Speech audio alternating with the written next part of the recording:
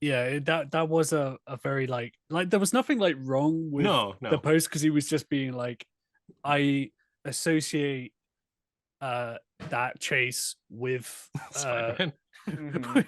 with this episode I was writing while it was happening, and I Yes. can understand that. I would say that to you in conversation. I might Yeah. not make a post with a side by side photo of OJ No. Simpson's mugshot and Spider Man and say, Yeah. I think the quote was, "I will forever."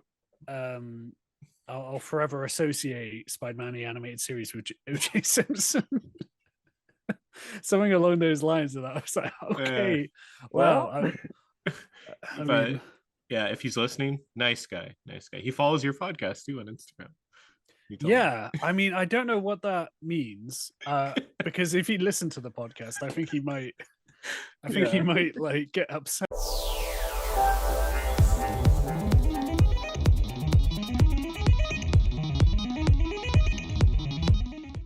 Hey, how you doing? This is Gina Versa. Good morning, depending on whenever this goes up. We're not recording in the morning, but that's okay. Welcome to another episode of the Waffle Press podcast. This is Movie Hangouts.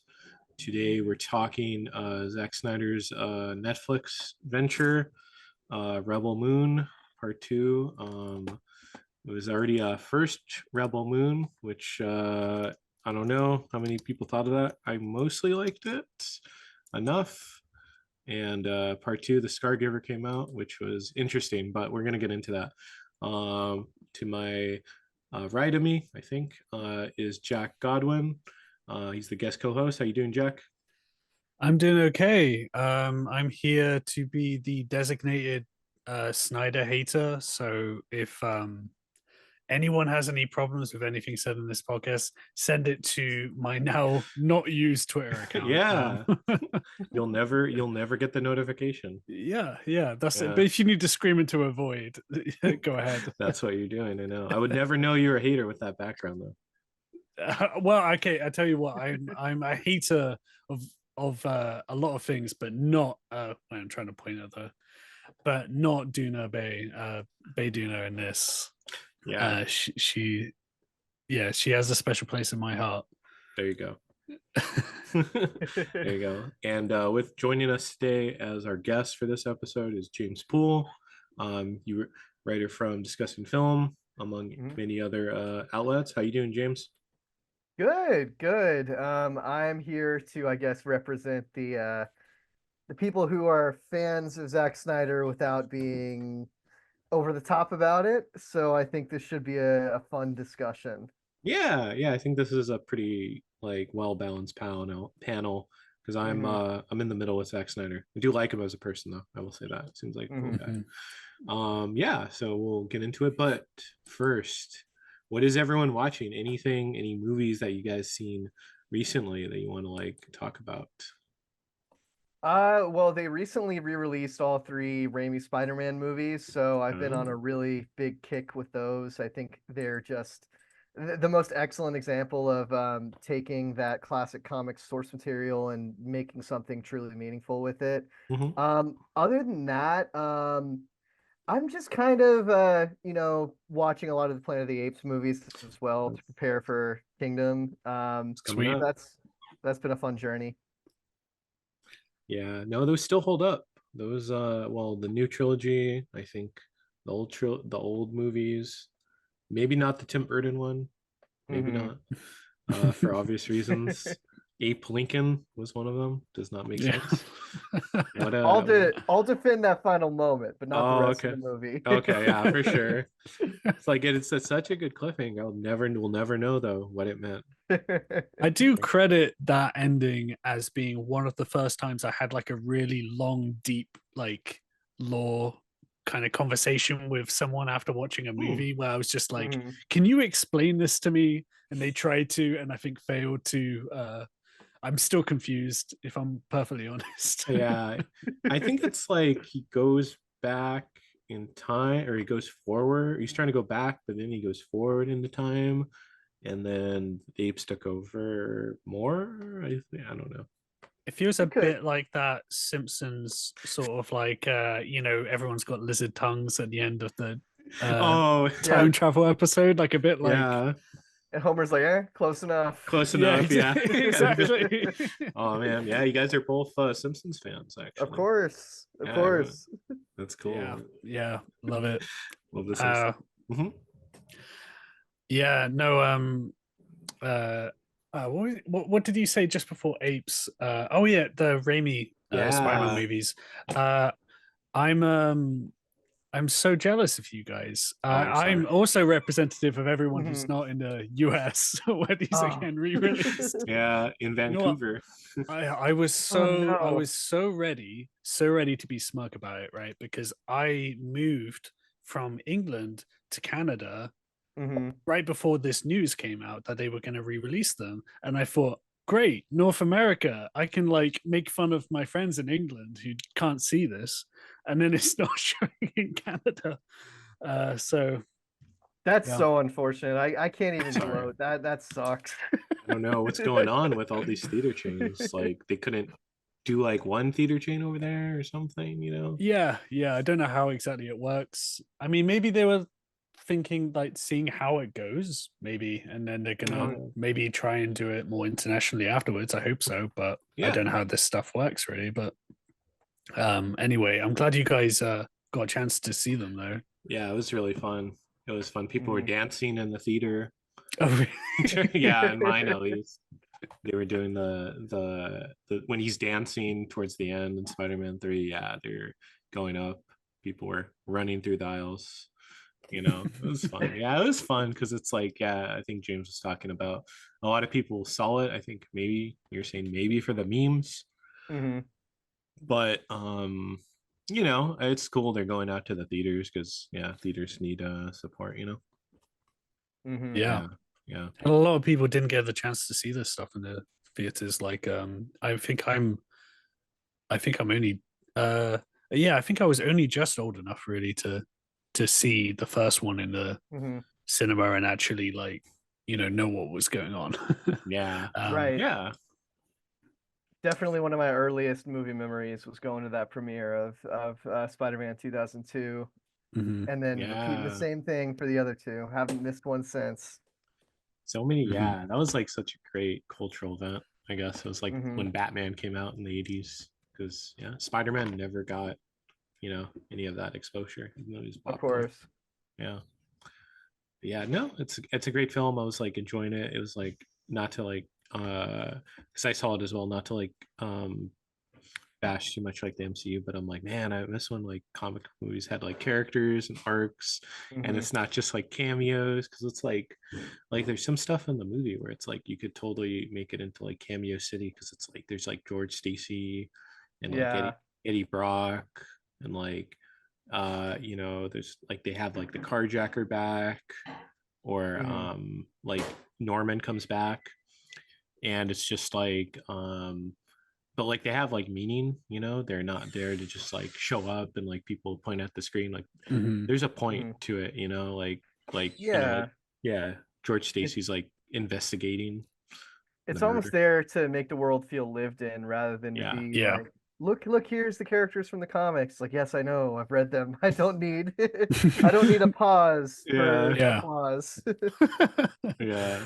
Yeah, I mean, you may not want to bash on the MCU too much, but I feel like doing it. Oh, yeah. Uh, just sure. because I've the thing I've been watching, I haven't been watching many movies lately, but I caught up on X-Men '97. Nice. Yeah. Um, very very satisfied with that show, and I Mhm. think a combination of that and the Invincible adaptation for Right. me is like showing that like there is a way to adapt this stuff into like a serialized kind of format that is really satisfying.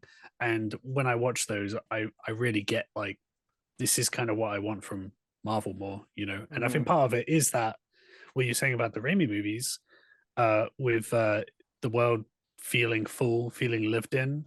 I think that's such an important part, and I think we'll probably talk about that with like Rebel Moon today as well, about like Yes.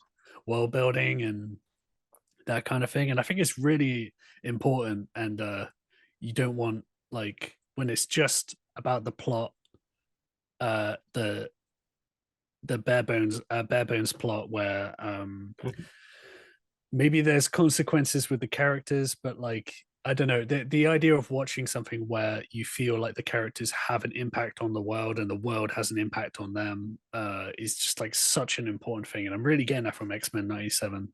Yes. Yeah. It's just it's really really good. So if anyone is like on the fence about watching it, I would give it a try. It's really good. It's good. I'm behind like an episode. James, were you watching it? I am not watching it because I want to finish the original 94 series first. Would you Yeah. recommend doing that? Yeah. I actually did that exact thing recently, which is why I only caught up on X-Men 97 a couple of days ago, because I was rewatching. I think I got up to season 3 of X-Men the animated series, and then I was like, well, I might as well finish this before I jump in. I feel like the show does a pretty good job of reintroducing things in a way that the only thing you'll be missing really is the events of the very last episode of the show, and I think you can kind of roll with it still. Personally, I'm just a bit of a completionist, so I understand that urge. Yeah. And which is why I did it that way. It's just at this point, it's like a risk of like, how good are you at dodging spoilers on social media? Or rather, like, how much do the spoilers affect your enjoyment of the show? That's also, yeah, that's a good point. Yeah. Yeah. Because there's some stuff that happens in X-Men 97 that's very like surprising. I do think it works without like, it's not just the surprise, there's, you know, a lot to it. So I think you could go either way. I think probably the best experience is to watch it all, because you kind of come in and you can see what it is doing, like where it's continuing plot threads. You know, I think it does a good job of honoring like what they were doing with the original series while doing things a little bit differently. So I think you would appreciate that having watched it all. But if you got like to some of the later episodes and just went, oh, I can't be bothered with this, then you could skip ahead and it wouldn't harm it too much. Yeah. I would agree. Yeah. Because it's settled. I'm going the completionist route. Yeah, there you go. Just avoid all the spoilers, because there was like, I mean, Well, that's the other thing. If you don't care about spoilers at all, then you're fine. Yeah. I'm half and half. Like if it's I know every little detail, I'll be bothered, but if it's just the big stuff, then I'll still have some enjoyment. Yeah. Did you watch it as a kid or? So it's funny that you bring that up, because I actually watched the Spider-Man animated series a lot more. Yeah. This guy loves that. There's a whole podcast on it. Yes, very good podcast. Thank you very much. I heard that show's okay. Yeah. It's like you wouldn't devote like a whole 5 years of your life to covering it.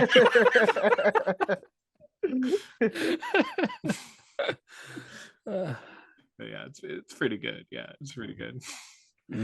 Yeah. Both shows are good, and they cross over at some point. Interesting. Yeah. No, I'm it's interesting where this will go, because I guess they're maybe testing the waters, maybe see if they want to do anything more. I know John Semper Jr. would definitely love to get his Spider-Man show back. He likes to post about how he's technically responsible for Spider-Verse. Yes. Most on the regular. So if I'm sure he would love to. Yeah, follow John Semper Jr. on Instagram. It's the most it's like if you followed your dad who had an Instagram account and he worked in animation and he happened to work on Spider-Man, because he posts exactly like how your dad posts on Instagram. If your dad has Instagram and you follow him. that's the energy I'm giving you. I'm gonna need you to give me that immediately after the episode. Oh yeah, I will. Like he seems like a really nice guy, but was it like I forgot what he posted. He posted something like, not to like, we're not like, because it's like totally respect him, but like he posted this really like funny post. I don't know if it was like supposed to be funny, but it ended up being where he's talking about when OJ Simpson died, how it was like the day of the car chase, and he put it like a photo of Spider-Man Like he Oh took photos no. because he was like multiple. It was like OJ, the car chase, and then a picture of Spider-Man because he remembers going from like the office in like Burbank or something to his house in like Culver City, and he's like, the freeways were all shut down. And it's like, I remember we were working on this episode, and this is like the most roundabout way to talk about something and then kind of like tie it into Spider-Man.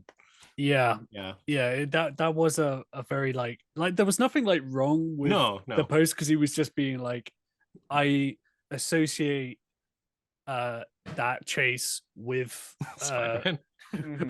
with this episode I was writing while it was happening, and I can understand that. I would say that to you in conversation. I might not make a post with a side-by-side photo of AJ Simpson's mugshot and Spider-Man and say, I think the quote was, I will forever I'll forever associate Spider-Man the animated series with OJ Simpson. Something along those lines. And I was like, okay, wow. I mean, yeah, if he's listening, nice guy. He follows your podcast too on Instagram. Yeah, I mean, I don't know what that means, because if he listened to the podcast, I think he might like get upset at certain points.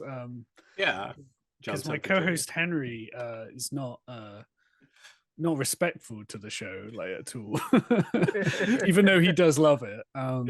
So I don't know how like how he might take it, but I mean he does follow, so he was at least for a few seconds aware that we existed. There you go. Yeah, I mean, no publicity is bad publicity.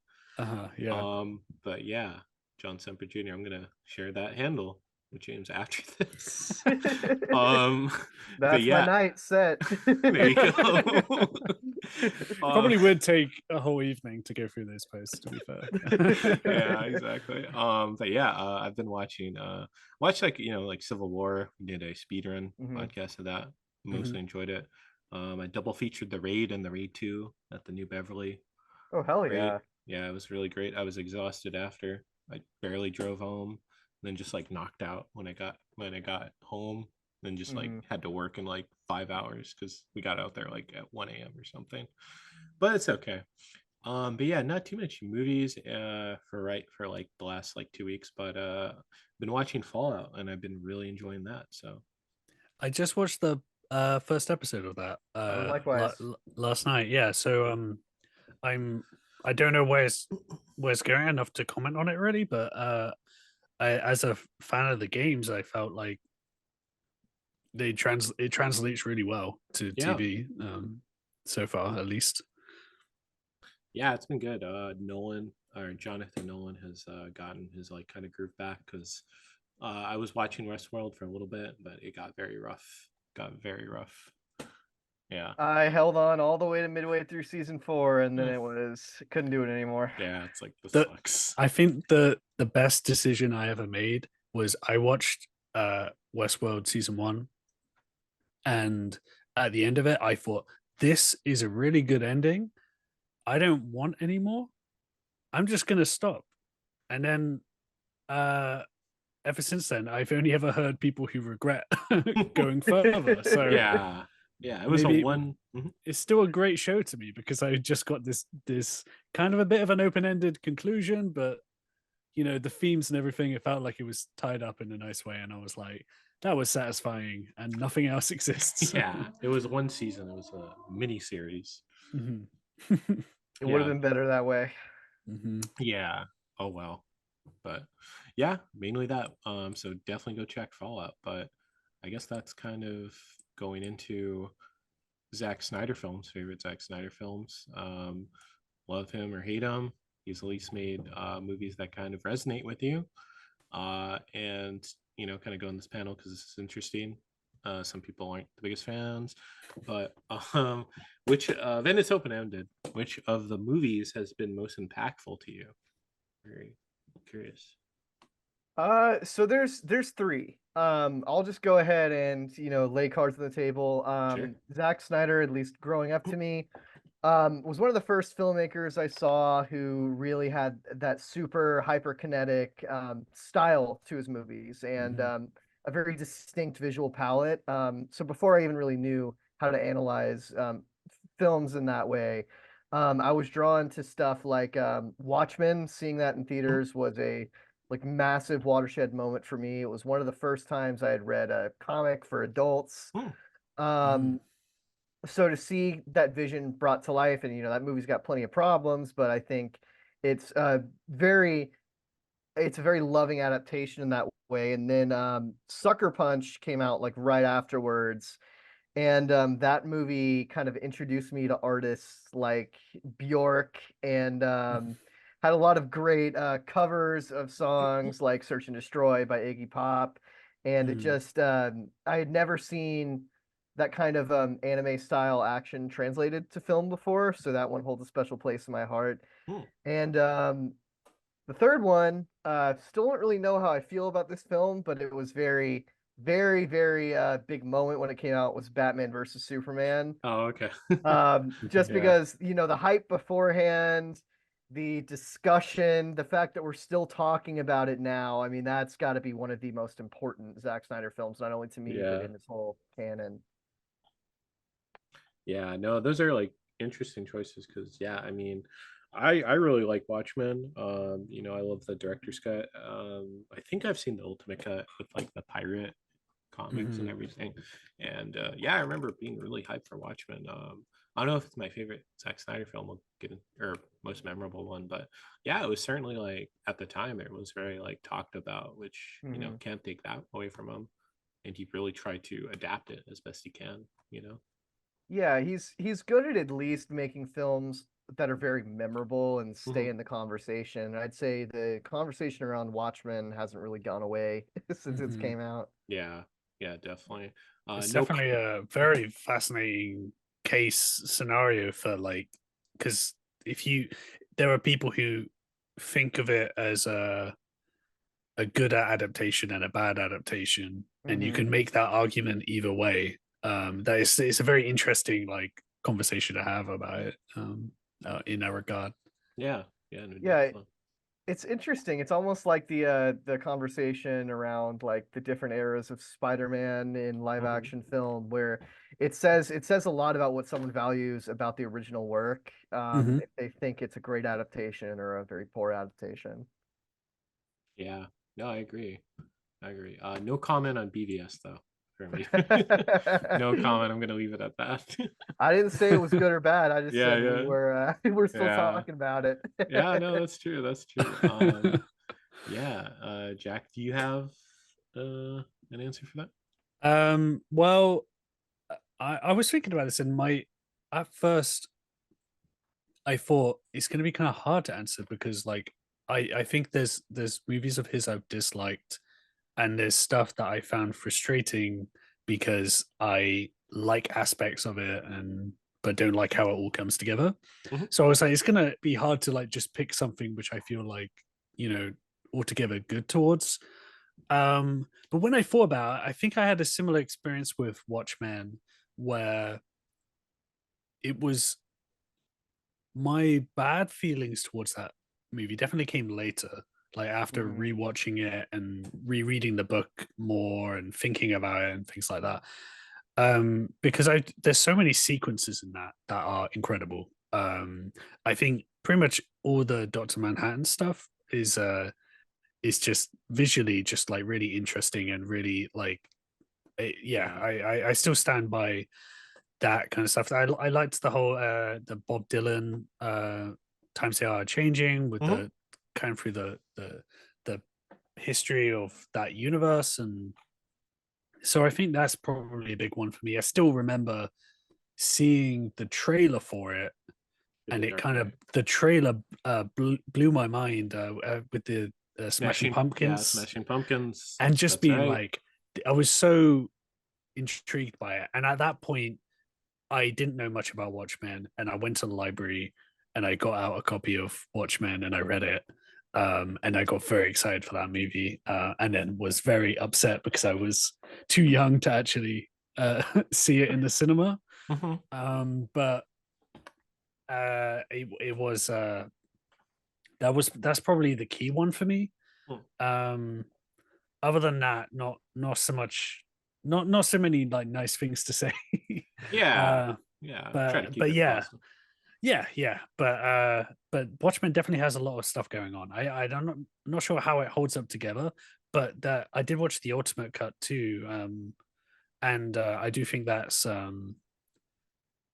really interesting. I really like the way they used animation for the what are comic segments within the comic. Yes. Mhm. The Black So yeah, Freighter. I do think that's an interesting film, and I think it's worth checking out to make up your own mind about it Yeah, yeah. Mhm. if you It's haven't good. already. Yeah, exactly. Yeah. And it's good to do Yep. that because just sometimes like the discourse is like way too much. Like they're just Yeah, movies at the end of the day too, you know? absolutely. Yeah. One last thought on Watchmen. Hmm. It's funny. I showed my partner that movie for the first time. I think like a year ago when we watched the Ultimate Cut, and her favorite parts were all the Tales of the Black Freighter parts. Really? Strangely Huh. enough. Okay. Mhm. Um, yeah, I guess Interesting. those resonated with her the hardest, and those were always when I first read the book back in the day. I used to Y- skip through them. Yeah, I would Just like sacrilege. yeah, I mean like when I was a kid, like when I was reading it, like when I was like 12, like I didn't skip them over, but I was like, oh, just keep going. Like I got really bored of them really Yeah. quickly. And now like I appreciate them too because they're like Hmm. really interesting. But like yeah. Well, Uh I think they're great because you can read that book and skip them, and Hmm. it yeah. still gets something out of it. And I have done that in one of Mhm. my reads, and I have also just read those bits and not read Hmm. anything else, just As like one because comic, like yeah. yeah, because it's just it's a really solid story, but it's It also is. like Hmm. very differently paced to everything else. Yeah, it's good stuff. Right. I love in the comic when the kid that's reading it, like when he finally finishes, he's like, "This sucks." He's like, "This doesn't make sense." He tells like the news owner guy, and he's like, "You were like putting all this, and like it's so funny." Yeah, I'm sure like that's some bit at the reader, you know. Yeah. Yeah. I have an interesting answer. I'm gonna go with Dawn of the Dead. The Oh first one. damn! Yeah, I Hmm. forgot about I always forget about Dawn of the Dead. because Dawn of the Dead is good. Who knew that that zombie movie would like create two versions of the DC universe? Two people would direct Superman after that, like launches Whoa, both. that is Yeah, actually crazy. it is. Yeah, think about it. It's like a nexus point because it's like That's James Gunn. right. Yeah, Because I like that movie, but it's not like anyone was, even the creators necessarily were holding it up as like this epitome of like art, if you know what I Hmm. mean, or like even a commercial kind of the kind of thing you would associate with letting those two uh crazy people who made that movie yeah, Yeah. give them all these IPs that are the yeah. primary audience are children, I and then know. be like, yeah, go ahead. It's like, Yeah, whoa, okay, there's a yeah. zombie baby in this. Hmm. Maybe we should think again. But no, Yeah, it's crazy how that's turned out that way. craziness. I love the like when the South Park guy, I think it's like Matt and Trey are talking about it, and like something like, oh, it's like the best movie to watch in the background, but it kind of is, and it's like, Hmm. yeah, I remember like going to like I think when I was a kid for some comic convention, there was like a panel for it, and they probably had like the talent because I have vague memories, but it was like the talent, and I think like Zack Snyder was there, and they're just talking about it, and it's like, yeah, I remember watching that, and I'm like, oh, this is really cool, and then like he makes like like 300 and Watchmen and Guardians of Galhul for some reason. Um, I but haven't seen that one, but that's I've actually heard Me good neither. things. Yeah. it's cute, yeah. Just they're just owls that attack each other. But yeah, it was. Like, I thought that one was like it got me interested in this movie, so I would probably have to go with that. But yeah, um, I guess this is kind of like that's the start of his career and like the most recent development in his career before Rebel Moon was the Snyder Cut for Justice League, which I guess I'll just start it out because we'll talk about that, touch on it briefly before we get into like the main spoiler discussion. But Hmm. I really enjoyed the Snyder Cut for Justice League because I mean, it does have like a lot of his stylized like slow motion and everything, but I really appreciated it from just like the perspective of there were criticisms of BVS, regardless of what he said recently on Joe Rogan. Unfortunately, but like he did listen to the criticisms, took that, process it, and he made changes in this movie to like, okay, all right, Batman probably shouldn't kill.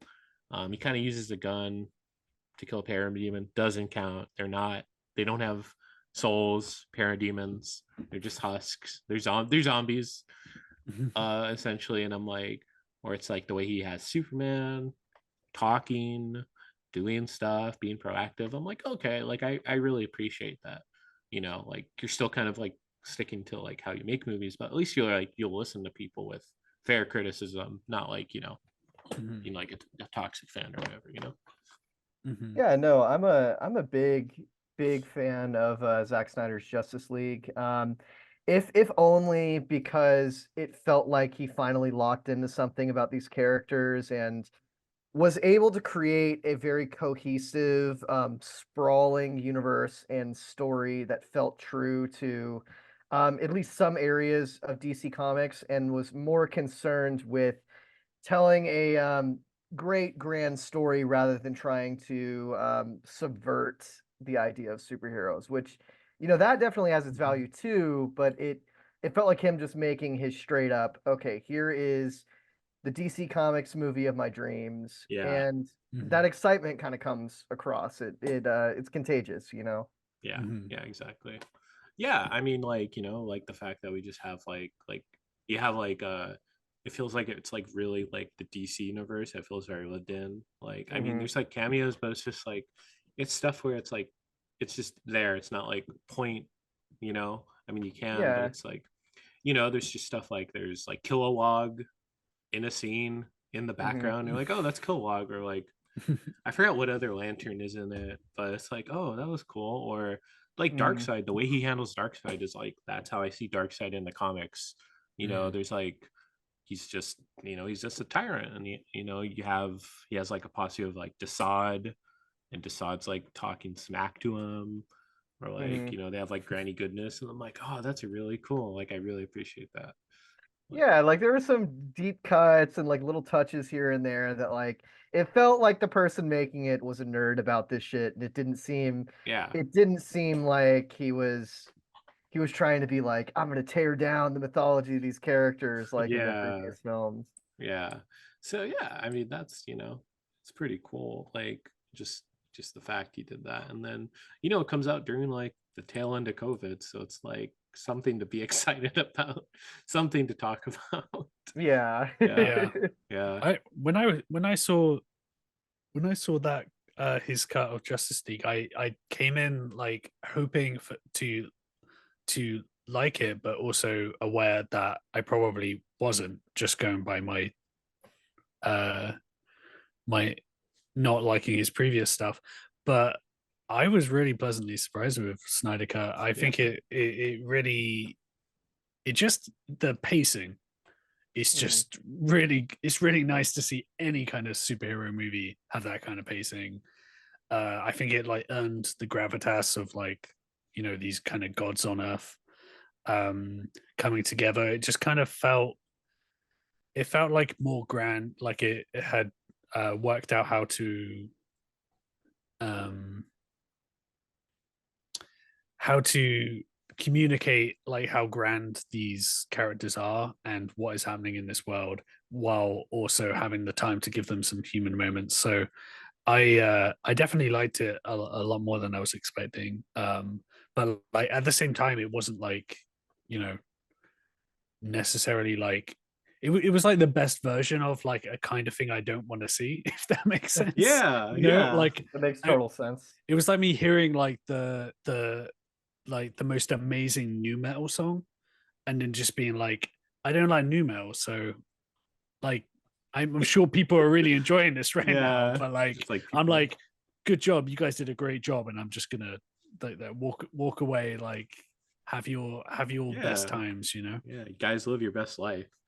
And it's also just very satisfying seeing like anyone get that kind of wrestle that kind of control back over a project after so many movies where we even the ones that don't make headlines for it, you can tell that there's not like an individual creative vision coming Yeah. through. Yeah, and it was very unfortunate, kind of the tragic events behind the scenes with his family, and then also too like the studio heads just being like absolutely like shitty towards him, which if you don't like his movies, definitely not deserved to anyone. So that context as well. Yeah. But yeah, I mean, like, do you guys like kind of like appreciate like his like stylized like approach? I mean, like all the slow motion, all the needle shots. Like, what are your thoughts on that? It appeals to something in me. It just Yeah. wants to see something really badass and over the Mhm. top. Like it's a very kind of like middle school boy kind of wish fulfillment fantasy kind of thing. But I mean, for what it is, I think it's the ideal version of that. Mhm. Maybe not in his most recent films, but Yeah. we'll get to that. We'll get to that. Yeah, for sure. But if there was a reason why I was obsessed with like Sucker Punch in like high school, because it was just like it was everything cool on screen at once, and I like that he's unashamed of what he's about. Yeah. Yeah, Yeah. He's true to himself. I think that's my favorite thing about Zack Snyder. Really, there's a Mhm. definite like he's really committed to what he's doing. Yeah. Yes. Passionate. He's Yeah, passionate. he doesn't give a shit that I don't like it, if you know what I mean. Yeah. Which I'm like, I would rather him be like that. For sure. Yeah.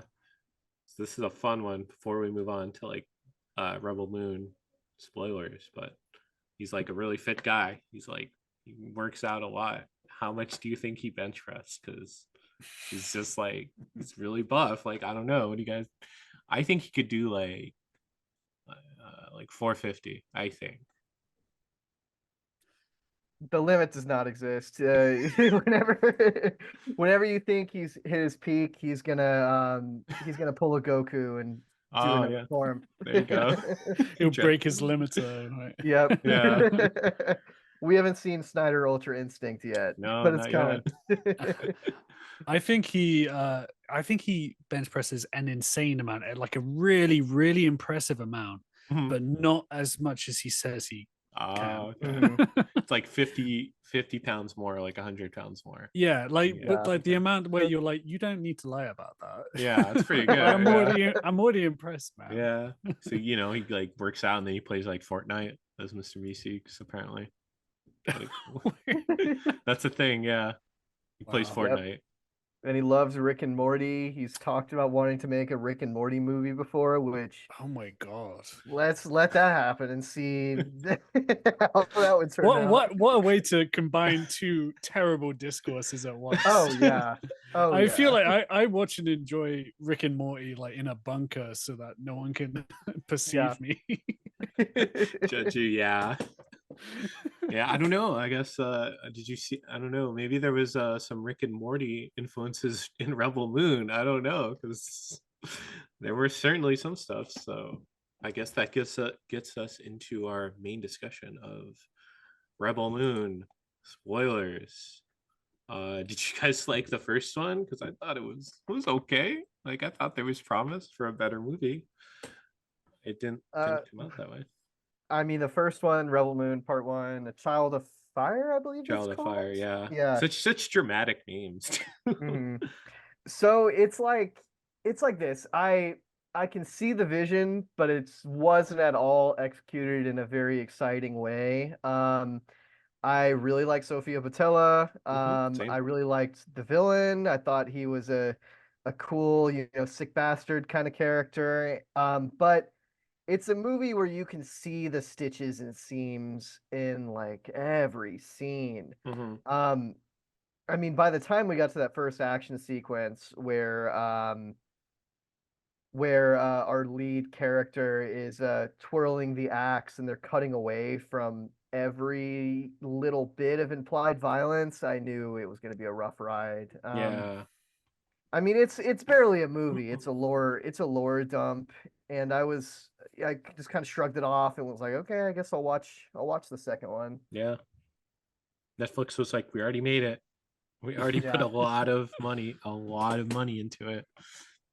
I think part one makes less sense to me now I've seen part two, Yes. because everything that I got, well, I tell you what, Rebel Moon had part one had one thing which I was behind, which is Jenna Malone as Giant spider. Hamada, like the giant spider lady. Yeah, I loved that whole sequence. That I was thought that cool. was great. she's great. Yeah, Everything awesome. else in that movie is a lead in to this movie, and everything I learned about the world and the characters and everything was either like forgettable or it was repeated in this movie, because I Mhm. felt like there was a bit in this movie of like trying to catch people up if they'd forgotten or they hadn't seen the first one. And I really don't think that I think this one kind of makes the first one kind of unnecessary in terms of that lore dump. Like, I don't think that I uh that there was much I gained like knowledge wise from it.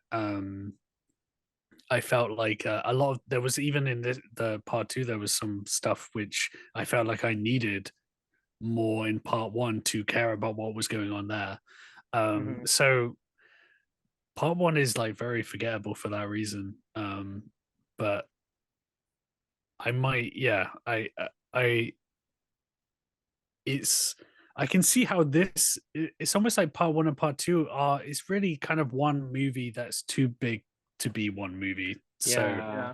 if It's not. and then Yeah, it kind of reminded me of something which used to happen a bit more, like maybe like 5 or 10 years ago, of these dividing up movies and then trying to introduce like an artificial kind of climax Harry to, Potter Part 2, yeah, Deathly Hallows. exactly, to kind of make it feel like something happened. Yeah, Because the ending of part one, they're very much like, well, we all got together, but it turns out for no reason. Like, I guess let's just hang out now. yeah, And in the start of this one, it's kind of like, oh yeah, we need to do that thing that we said that we were going to do, which is Yeah. just they clash so much. It was really strange to me. yeah. Mhm. Kind of makes me think, yeah, would it be better as like one movie? Because he's like, oh yeah, the director's cut is like way better. I'm like, well, some of this just doesn't really need to be there. If you had this movie tighter, like a lean 2 hours, and like you, or like obviously like you envisioned it as 2 hours and kept it there like parts one and two, and like you just cut out a lot in the story and rewrote it. Like, I think there's a good movie in there somewhere, not in this movie. So I actually I did my research before this. Okay. I read the Mhm. novelization of A Child of Ooh. Fire, Oh, which is based okay. on the And script for the R-rated version. yeah, And someone said to ask you this too. yes, Yeah. and I also because I'm a glutton for punishment, listened to the whole Rogan interview. Oh no. Oh my Um, god. no. I'm sorry. So it's fine. I was driving, needed something to listen to. Yeah. Um, so his whole like idea for this, right? Like for the R-rated version, his whole vision is to do like basically a movie like Heavy Metal, right? Like the Yeah. the Great classic movie. magazine. Yeah, I great love that. movie. Love it. Great magazine. I believe it may even still be in I, circulation I to some think it degree. I think it's stopped Oh, it got recently. the kibosh. Oh, that Yeah. sucks. It sucks. I like that Um, one. but reading the novelization, I mean, it's not for everyone, but I liked it. I liked it a hell of a lot. I liked it a hell of a lot more than the movie. It has a kind of playful nastiness to it, and kind of a crunch to the action and the events that just did not come across at all in the theatrical versions. Yeah. But what gets me is that Zack Snyder knew that he had to make a version that was more marketable for people. Like, this wasn't a movie being stolen away from him. This No. is, he knew, he signed up for the express purpose of making two versions to play to different audiences. hmm And I just think the PG-13 version doesn't work as At anything all. more than like a middling Netflix movie. Yeah. Unfortunately, yeah. Yeah. Because I it's do like think that the it makes so much sense when you know that there's an R-rated version, which is coming out this Mhm. summer. Is that right? Yeah. And that's so Which, weird yeah. because the hype will just yeah. be gone. Well, because yeah, that was my fault when I watched part one. I only watched part one like a week ago or so. Mhm. And when I heard about it, I was like, I'm not going to watch this again. You know, but at the Yeah, I same know. time, I was Yeah. like, I wish I'd seen that version first, because like it's not so much you know, removing digital blood and that kind of thing, as Mhm, much as it's just like you feel like these action beats are just ending early all the mhm. time. And Yeah. it's really unsatisfying in the way that like action can be very satisfying. Mhm. And it so much of it doesn't work. I think it's actually like the bloodlessness maybe works better in part two for me. Mhm. But yeah, it's a definite issue in part one. Yeah, it's just it's such a yeah, like yeah, like you said, James, such like a meandering sort of film where it's like it doesn't know what it wants to be. You know, it's like there's like, you know, cuts where it's like keeping it safe, but it's like, well, your audience, like it's not like, you know, the people that come to these movies, they're not watching it for you to cut away. Like they want to see backs hit the Mhm. head, have the blood impact, do like a close up, zoom in of like the impact, and then like cut to like the visual effects of like the blood splattering. Like, you know, it's like, yeah, Right. I gotta deliver.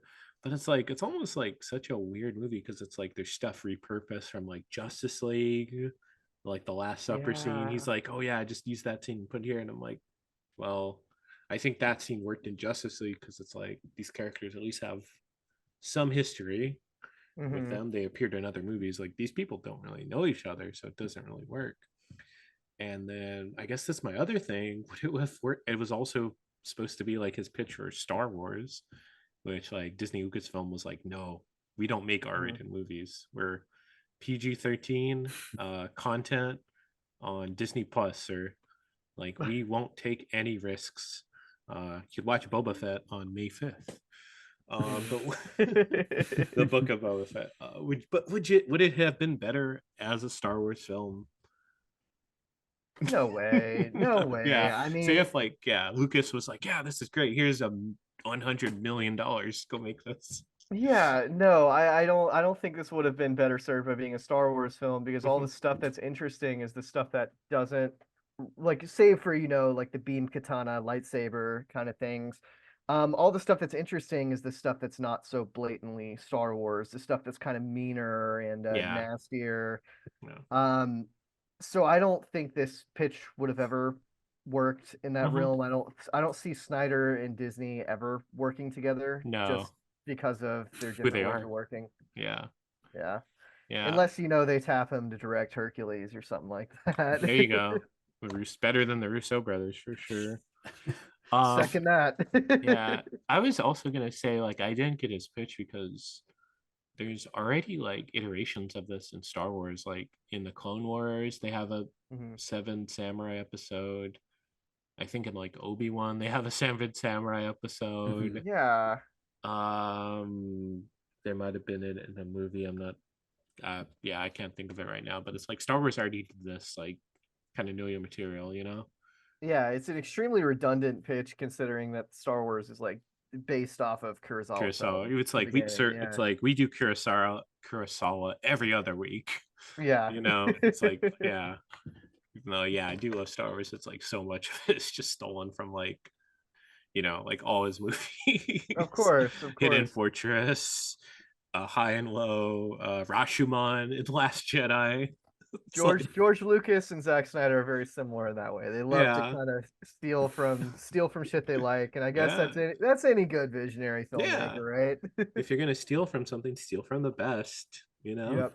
Mhm, mhm. But yeah, it's just like this movie, I guess kind of like tying it up here. It's just it just doesn't work for me on like any level.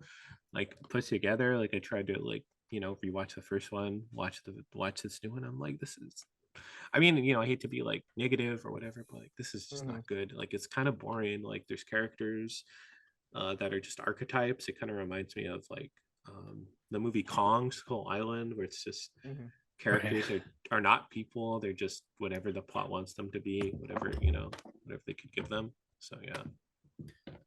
Yeah, I think I'm gonna the plot twist for me uh to give you guys today is that I enjoyed this movie from some You liked it, you like I mean like yeah I did okay.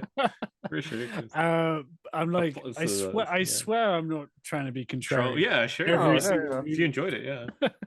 But no, I mean, it's a weird thing though, because when I started like putting some notes together for this podcast, I started realized that like all the notes I made while watching and stuff like that, these are all negative things. I have so many negative things to say about it. But I think I was like also there's something about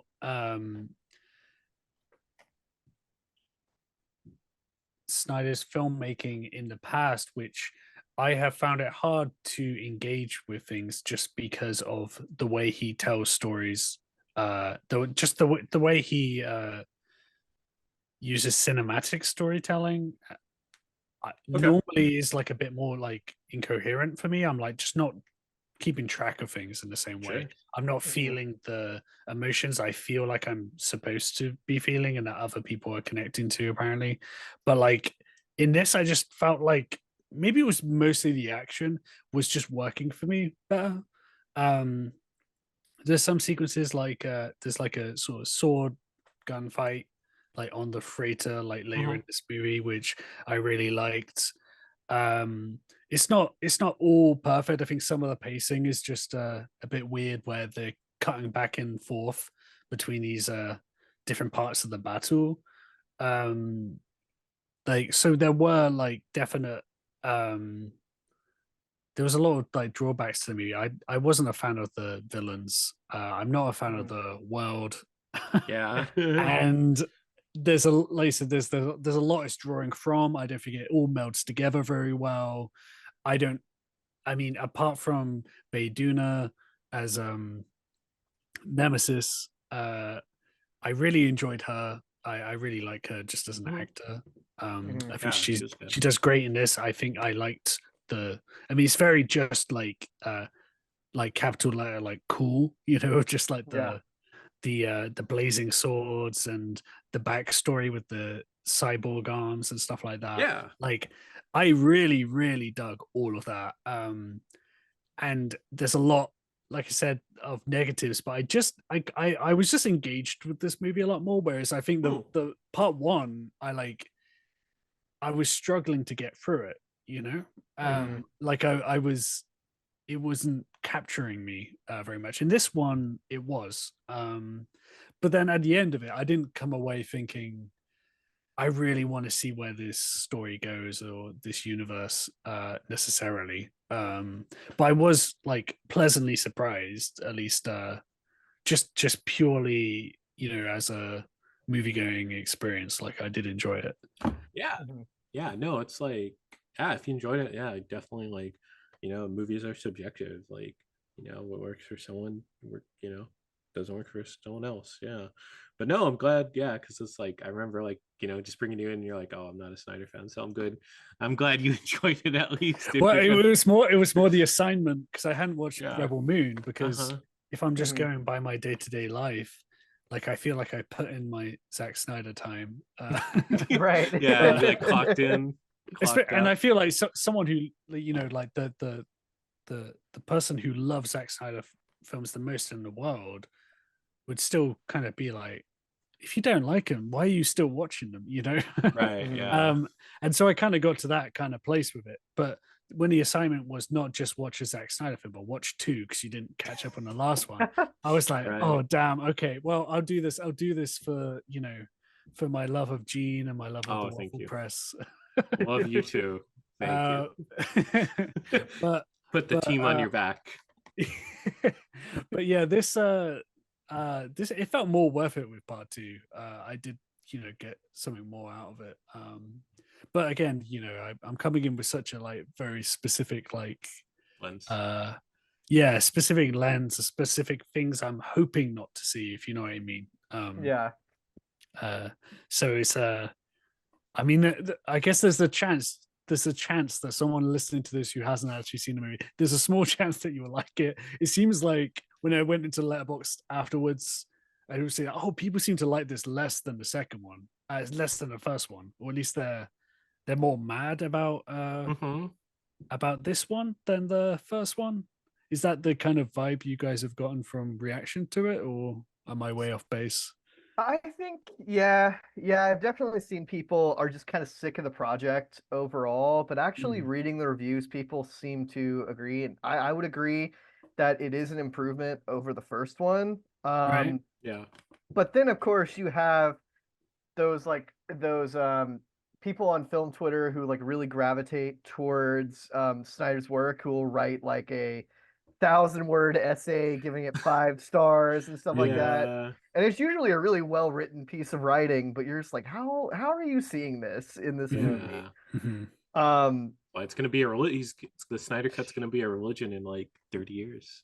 Oh yeah, shoot. It's But gonna be that. That would overall, be great if part 8 or whatever it is of Rebel Moon ends with like the creation of humankind on our planet, and Oh it turns out god. it was oh all man. Zack this Snyder, was all the yeah. sacred texts of Wow. religion. It's like a Scientology movie right there. But overall, I'll agree with Jack. Mhm. I think this is not a very good movie, but it's one that I at least had fun with, particularly in its final hour or so. That's just one big old war scene. It gives me, I mean, maybe that's because the last hour of this movie is the only part of this whole project that I thought actually looked really good. Yeah. Yeah. Um, Yeah, Yeah. yeah. All it the money seems went like there. yep, absolutely. But you hear Zack Snyder's Star Wars project, and what do you want to see? You want to see slow motion lightsabers, and you want it to be badass, and I at least got that. Mhm. So for that, I'll say, you know what, I'm not mad that I watched this project. Yeah. But still, it's just all too incomplete to really work. And the world building and the doling out of the lore is really haphazard, in a way that just reeks of Snyder didn't want to make this PG-13 version, but signed a deal to make it anyways. Um, so Yeah. it's Yeah. a shrug with a slight like thumbs up, I guess. It's like Yeah, yeah. it's like Yeah. it's somewhere around there. The one thing I will say though is that the movie tries to have a twist at the end or reveal that is one of the most baffling. I was supposed to be paying attention to this Mhm. kind of moments, and it's really funny that they believe there's going to be more of these. Okay, well, I think Yeah. this is probably the meanest thing I'll say about the movie, and I don't mean it on purpose. But Mhm.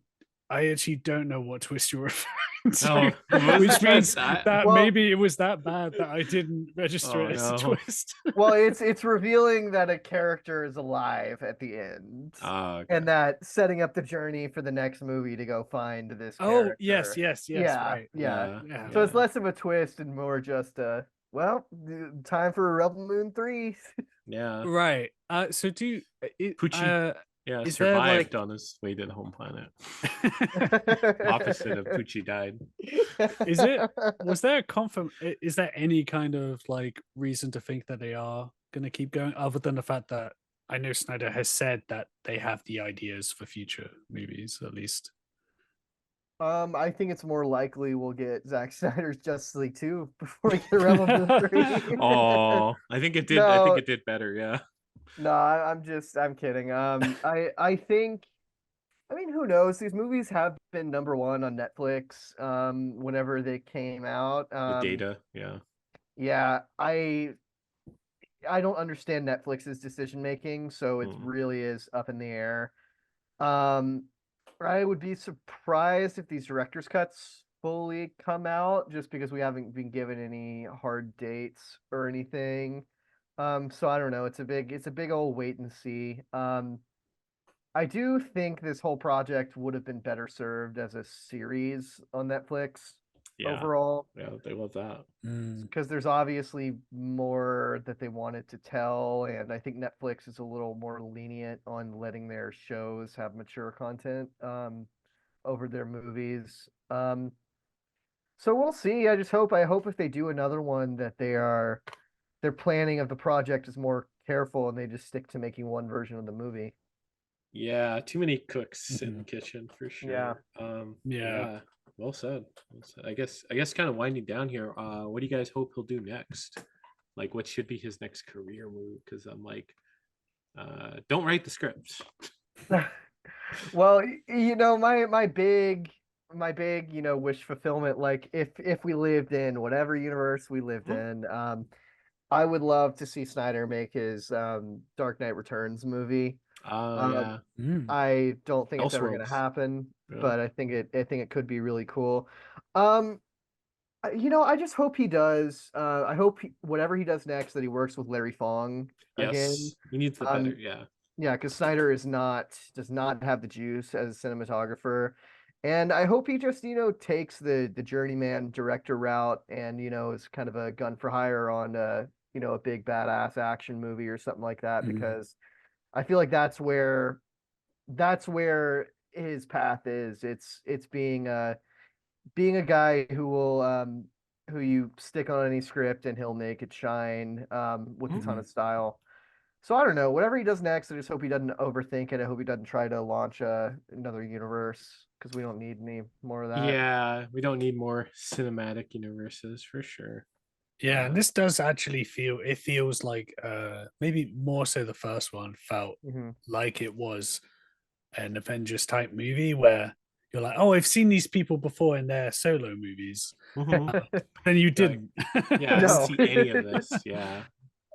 Yeah. I mean, I would again, like, probably not like the person to be making decisions, but luckily I'm not making any decisions about what Yeah. Zack Snyder's doing.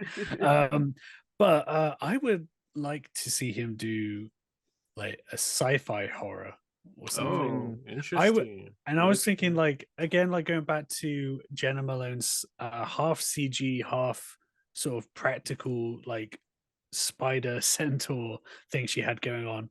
I would like to see him like work with some like crazy like creature effects and stuff, like some Right. like. Do you guys know Screaming Mad George? No, I don't think Um, so. No. he He's a doesn't. I don't think he works on films anymore, but he did like the effects for like Society Oh, okay. and ooh. like some of the Elm Street sequels. I think he did Dream Warriors. Oh, cool. Like he did some like crazy stuff. I would like to just see like Snyder go into that kind of like reanimator territory. This is some like really crazy kind of things like that. I think he would do well with horror.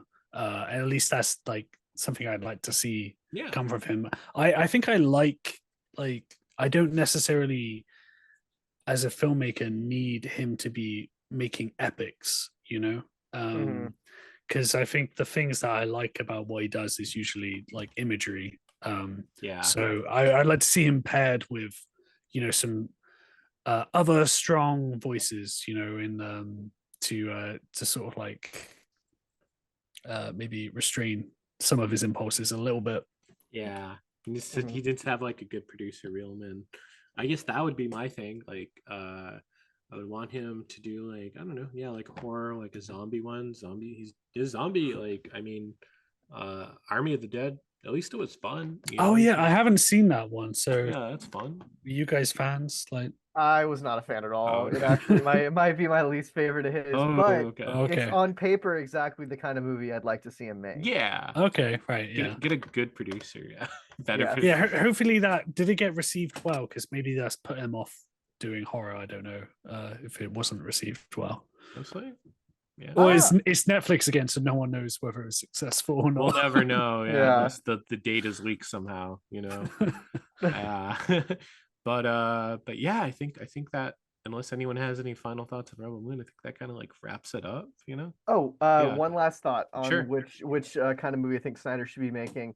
I think he needs to go the Michael Bay route and do his own ambulance or something like Oh, that. okay. Because to me, Yeah. that is like the perfect example of a filmmaker like being given restrictions and like being really creative and inventive within them. So I'd like to see what he does with a low budget project like that, that really just has a simple story and lets him show off his prowess, or what makes him unique rather. Yeah. Yeah. I think so. Yeah. Good thing to end on. But yeah, I guess that kind of like wraps it up. this was a really, really like fun discussion to have with you guys, because like y'all have Absolutely. like different For sure. viewpoints. You know, you guys are always fun to have on the show and everything. Yeah, James, you're a great guest. Happy to be here. Thank you. Yeah, Jack, thank you for your service as a guest co-host for the last month. I really appreciate it. You're welcome. Yeah, we'll retire you as the guest host, but you could come back at some point if I'm. No, I'd happily come back at any time. Oh, thank like, you. It's always fun talking. Yeah. And you find great guests like James to Yeah, exactly. just fun to talk about movies with. Yeah. Yeah, meet new people. Yeah, and Much appreciated. yeah, definitely. Diego will come back next month, but yeah, where can any plugs you guys want to promote? Where can people find you at? Whatever social media you want to promote. Well, I'd say just follow me on Twitter. It's my handle is at James P. Poole. But otherwise, you can find my work on Discussing Film, on the website But Why Though, and on the website The Cosmic Circus, and a few other places as well. But just follow the Twitter and you can find it all there, basically. If you don't mind seeing some horrible takes from me. No, you have good takes. You have good takes. Thank you. Jack, where can people find you at? Well, yeah, so I'm on Blue Sky at jalexg and on Letterboxd with that same user handle. And then you can also follow No Context Spider-Man for memes on Twitter, Blue Sky, and Instagram. Mhm. And then while my podcast is on a bit of a break, you can check out That Nutty Spider-Man show on the socials. Like I post, if anyone uses Tumblr, like I post like comic panels and Oh, nice. stuff like that there. And all the usernames for that are That 90s SM show. Mhm. And then also, if anyone does listen to my podcast and wants more, there is a Patreon with some bonus episodes there as well. But yeah, I think that's it for me. Very cool. Yeah, definitely give them a follow. They're always good to listen to. Yeah, 5-year anniversary. There you go. Yeah, we hit 5 years, which I painstakingly tried to edit it in time last minute so that I could release it on the day that is actually the 5th Ooh. anniversary That's cool. of the first episode.